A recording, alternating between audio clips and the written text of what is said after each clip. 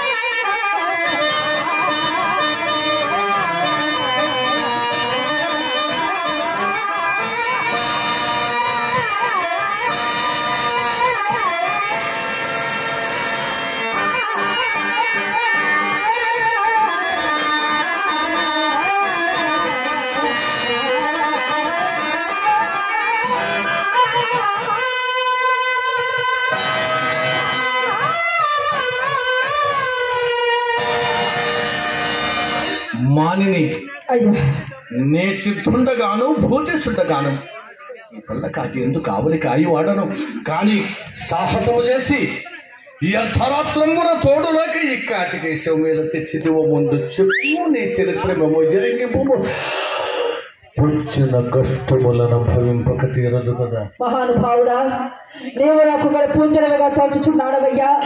నేను ఈ కాశీపురమున ఒక బ్రాహ్మణునింట దాసినయ్యా. దాసివా? అవును మహా.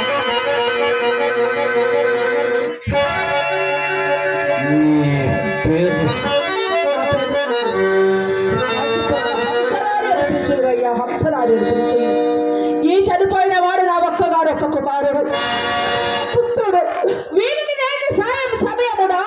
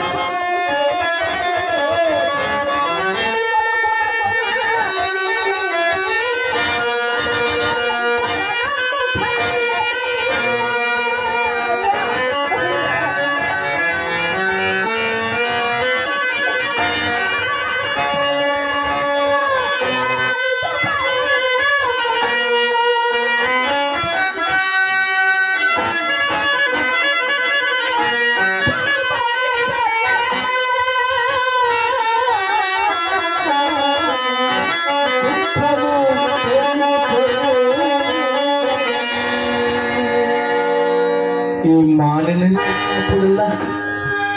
నా హృదయ విశేషించి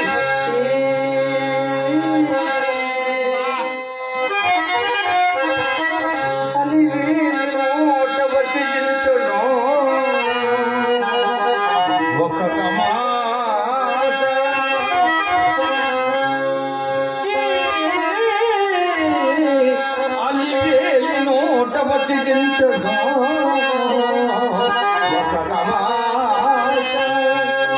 ఒక్క వజ్రాయుధమై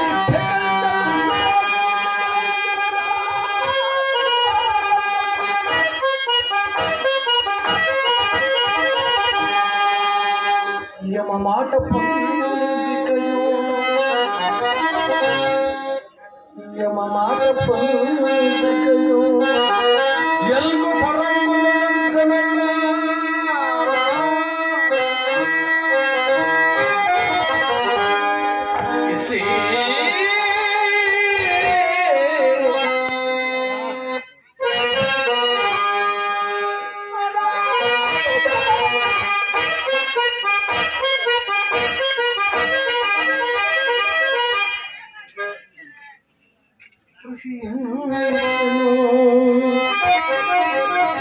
చంద్రమతి సతీమణి ఇక్కంత కష్టోదంతం పిల్ల మన భాగ్యుండరైనా నాకే తగిలి వచ్చుతున్నది. చనిపోయిన వీడు నా లోహిత నాయన లోహిత నీకు నీ కార్య ఆజ్ఞలు కలుగు కాకయ్యా.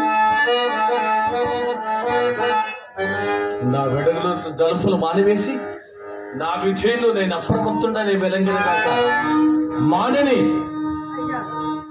నీ వివతమైన మాకేమి గాని నా యాజ్ఞలో లేకుండా ఇక్కడికి శవములు తెచ్చుటూ ముందు చెప్పుము. కూడా ఒకరి ఆజ్ఞ కావలి మహాత్మ ఇచ్చటి కాటి చట్టంలో నీవు బుద్ధగా గుర్తునుకున్నావే మహాత్మా దహింపవలసిన శవమును తెచ్చి ముందు మాకు చూపి చెల్లింపవలసిన సుంకము చెల్లించిన గాని నేను దహన కార్యము పక్కన నీవు చూడగా మరు తగవనాలలా ఉన్నావు గాని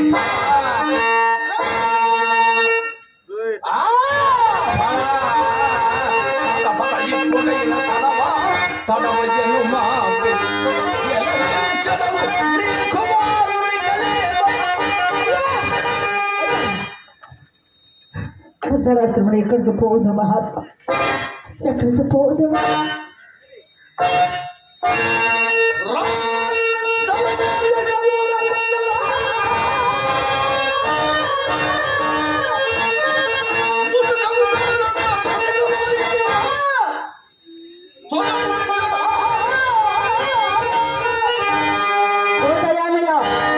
చేసిన అపరాధమ వండపోయ్యా, నేను ఇప్పుడు శరీరం మాత్రం ఇప్పుడు ఇంత చేసుకొని గాడి జరగాలి. నేను పేదరాలేను మహాత్మ, నేనేమన్నా నీకు కాటు శుల్కము చెల్లింపగలరయ్యా. పేదరాలైన వాక్యమి భాగ్యవంతురాలైన వాక్యమి ఒకవేళ భాగ్యమున్నను మాకు రావాల్సిన శుల్కము కంటే మేము ఎక్కువ ఉపేక్షింపము.